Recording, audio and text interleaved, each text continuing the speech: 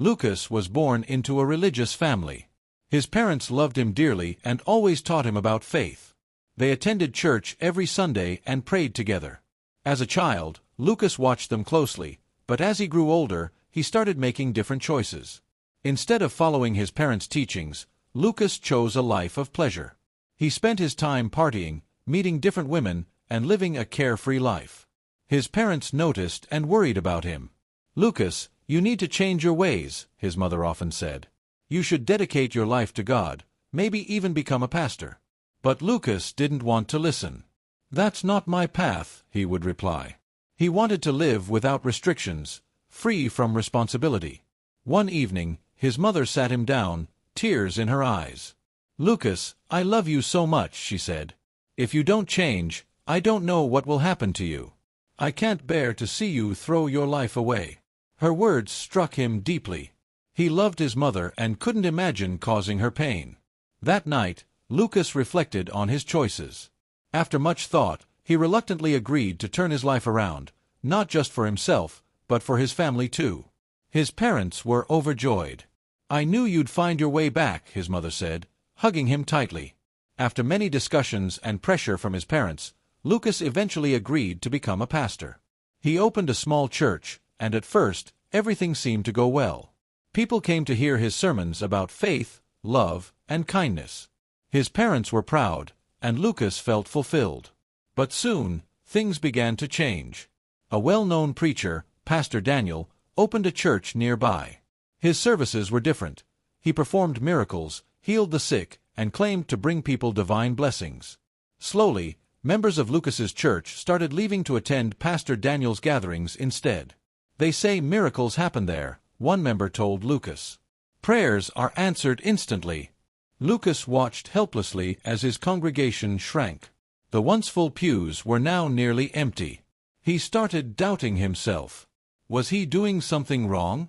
Was faith alone not enough? One evening, he sat with his mother, his heart heavy with disappointment. "Mom, people are leaving. They want miracles, and I don't perform any. I feel like I'm failing," he admitted. His mother took his hand gently. "Lucas, remember why you started. It was never about miracles. It was about spreading faith and love. Trust in your path." Lucas thought about her words and decided not to give up. Each morning, he walked through the streets, preaching to anyone who would listen, hoping to bring new members to his church. One day, a former member approached him. "Lucas," she said, shaking her head, "your church is a waste of time. At Pastor Daniel's church, we see real miracles. If you really had God's power, you'd perform miracles too." Her words stung, but he remained calm. "Faith isn't just about miracles," he replied. "It's about trusting in God, even when we don't see immediate signs." She laughed. "Miracles prove God is with us. Without them, what's the point?" Lucas felt her words linger in his mind. Maybe she was right. Maybe people needed to see power to believe. That night, he sat alone, frustrated and tired. "Mom," he said, "I'm done. No one believes in me." His mother tried to comfort him. "Have patience, Lucas. Faith takes time." But he couldn't shake the feeling of failure. Overwhelmed, he left the house and walked through the quiet streets. As he wandered, deep in thought, an old man appeared seemingly out of nowhere. "Lucas, my son," the man said in a gentle voice, "I see you are troubled. Tell me, what burdens your heart?" Lucas was startled. "Who are you?" The old man smiled. "I know about your church. You work hard, yet people leave. Pastor Daniel's miracles attract them, don't they?" Lucas swallowed hard. "Yes, but how do you know this?" The old man's eyes gleamed. "Because I know how miracles work. Pastor Daniel does not rely on faith alone." Lucas felt a chill. "What do you mean?" "There are other powers," the old man said. "If you desire the same success, I can show you a way." Lucas took a step back. "Are you saying he uses dark forces?" The old man nodded. "There are many paths to power, Lucas. If you want to fill your church, I can give you what you need." Lucas shook his head. "That goes against everything I believe." The old man smiled knowingly. "I understand. But if you ever change your mind, Just call out, 'Great One,' 3 times, and I will return." Then, just as mysteriously as he appeared, the old man vanished into the night. Lucas walked home, his thoughts racing. Could it be true? Was Pastor Daniel using something beyond faith? The temptation lingered, but he knew it was wrong. "No," he whispered to himself. "I want to do this the right way." Determined to find answers, Lucas decided to confront Pastor Daniel himself. The next morning, dressed in his best suit, he went to Pastor Daniel's church. After the service, he approached him. "Pastor Daniel," Lucas greeted, "I need to ask you something." "Of course, Lucas." "What is it?" Lucas hesitated, then said, "How did you build your church so fast? People say you perform miracles. Tell me the truth. How do you do it?" Pastor Daniel's face darkened. "What are you implying?" Lucas took a deep breath. "I know there are other ways to gain power. Did you use them?" Pastor Daniel's expression turned cold. "Everything I do is through God's will. How dare you question me? But your church grew overnight. People say they've seen impossible things happen here." Pastor Daniel clenched his jaw. "If you doubt me, leave. I won't entertain such accusations." Lucas sighed, realizing he wouldn't get an answer. Feeling ashamed, he turned and left. Back in his office, frustration boiled inside him. He thought about how hard he had worked, yet still felt like a failure. Then he remembered the old man's offer. With a pounding heart, he whispered, "Great One! Great One! Great One!" Suddenly, the air shimmered, and the old man appeared with a grin. "I knew you'd call me, Lucas," he chuckled. "You are ready for true power." Lucas hesitated but nodded. "Tell me what I have to do." The old man's eyes gleamed. "Your journey will be long. You must enter another realm, one of mystery and danger. There, you will gain the power you seek. But you must follow my instructions carefully." Lucas took a deep breath. He had made his choice. "I'm ready." The old man smiled. "Then let the journey begin." A cold wind blew through the room as the old man extended his hand. "Follow me," he said. Lucas hesitated for a moment, but then stepped forward. As soon as he touched the old man's hand, the world around them shifted. The walls of his small office faded into darkness, replaced by a swirling mist. A strange force pulled him forward, and suddenly they were standing on an ancient stone path. "Where are we?" Lucas asked, his voice unsteady. "This is the gateway," the old man replied. "Beyond this path lies the realm where true power is granted. But beware, Lucas. Once you enter, there is no turning back." Lucas swallowed hard. His heart pounded, but his desire to grow his church burned stronger. "I need this," he told himself. The old man led him down the path toward an enormous stone archway covered in glowing symbols. As they stepped through, Lucas felt a shiver run down his spine. He could hear whispers, voices calling his name. Ahead of them stood a massive temple carved into the side of a mountain. The doors, ancient and towering, creaked open as if welcoming them inside. Lucas stepped in, and the air grew heavy. The chamber was dimly lit by torches, casting eerie shadows on the walls. At the center stood a black altar with strange symbols etched into its surface. The old man gestured toward it. "Kneel, Lucas. Speak the words I tell you, and the power will be yours." Lucas hesitated. His mother's words echoed in his mind. "Trust in God. Don't give up." But another voice, one of temptation, whispered, "This is your chance. Imagine the crowds, the miracles, the power." He slowly knelt before the altar. "Repeat after me," the old man instructed. He began to chant in a language Lucas didn't understand, and though it felt unnatural, he repeated the words. The ground trembled. A dark mist swirled around him, and Lucas felt something entering his body, a cold, burning sensation spreading through his veins. His vision blurred, and he gasped for air. "Yes," the old man whispered, his eyes gleaming. "The power is taking root." Lucas felt a surge of energy.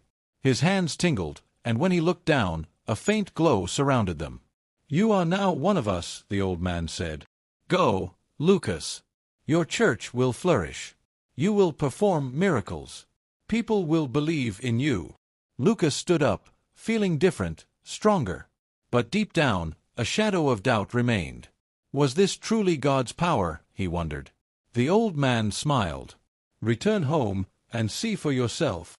With a wave of his hand, the world around Lucas spun again. The temple, the mist, the old man, all vanished. Lucas gasped and found himself back in his office, as if no time had passed. But something was different. His body still tingled with energy. The next Sunday, he stood before his small congregation. As he spoke, he stretched his hand toward a sick woman in the front row. To his astonishment, she gasped and stood up, her eyes wide. "I can walk," she cried. Gasps filled the room. The crowd murmured in shock. Lucas himself was stunned. Did I really just heal her, he thought. Word spread quickly. More people came, eager to witness miracles. Lucas's church, once empty, began to overflow. His fame grew. But deep inside, he felt uneasy. Something wasn't right.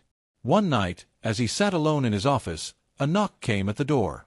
His mother entered, her eyes filled with concern. "Lucas," she said softly, "I've heard about what's happening. People say you perform miracles now. But tell me the truth. Where does this power come from?" Lucas froze. His heart pounded. "It's from God," he whispered, but even as he said it, doubt clawed at him. His mother stared at him for a long moment, then sighed. "Be careful, my son. Not all power comes from the right place." As she left, Lucas sat in the dark, the weight of his choices pressing down on him. He had everything he wanted. But at what cost? Lucas sat in the dark, his mother's words echoing in his mind. Not all power comes from the right place. The weight of his decision pressed down on him. He had done what he thought was necessary to save his church, but deep down, he knew, this power wasn't from God. It felt different, unnatural. And if it wasn't from God, then where had it come from? That night, he couldn't sleep. Every time he closed his eyes, he saw the old man's face, his knowing smile, the temple, the dark mist. He had to know the truth. The next morning, Lucas decided to investigate Pastor Jerry. If he truly performed miracles through God, then maybe Lucas had made a terrible mistake. He went to Pastor Jerry's church and sat in the back. The place was packed. As Pastor Jerry spoke, his words carried peace, wisdom, and humility. He did not boast about his miracles. Instead, he preached about faith, patience, and trusting in God. Lucas watched closely. A sick woman approached the altar, asking for healing. Pastor Jerry placed his hand on her head and prayed, not in strange words, not with dramatic gestures, but with simple, heartfelt faith. Moments later, the woman smiled through tears. "I feel peace," she whispered. There was no show, no spectacle, just pure faith. Lucas's heart sank. His miracles were different. His power didn't come with peace. Instead, it came with unease, fear, and an emptiness that only grew stronger. For the first time, he admitted the truth to himself. I was deceived. That night, Lucas knelt in his room, shaking. "God, if you are still with me, help me," he whispered. A chill filled the air. Suddenly, the old man appeared, his eyes filled with anger. "You fool," he spat. "You had everything. Power, fame, a full church. And now you doubt." Lucas stood up, his body trembling. "You lied to me," he said. "This power isn't from God." The old man smirked. "Did I ever say it was?" Lucas clenched his fists. "I don't want this anymore. Take it back." The old man's expression darkened. "It's too late, Lucas. You made your choice. The power is within you now." Lucas took a deep breath. "Then I will fight it." The old man laughed, his voice echoing. "Fight me. You are nothing without me. Without this power, your church will fall. People will leave you again. You will be forgotten." Lucas's heart pounded. The fear was real. What if his church collapsed? What if he lost everything? But then he remembered his mother's words. Trust in God. He looked at the old man, determination in his eyes. "I would rather lose everything than live with this lie." Lucas fell to his knees and began to pray. "God, I was wrong. I turned away from you for the sake of power. I was deceived. Forgive me." The old man hissed, stepping forward. "Stop," he commanded. But Lucas kept praying. "Cleanse me, Lord. Take away this darkness. I don't want it any more." A strong wind blew through the room. The old man let out a terrible scream as his form flickered, twisting in agony. The air grew thick, the shadows swirled, until suddenly a blinding light filled the room. Lucas felt a warmth he hadn't felt in so long. Peace washed over him.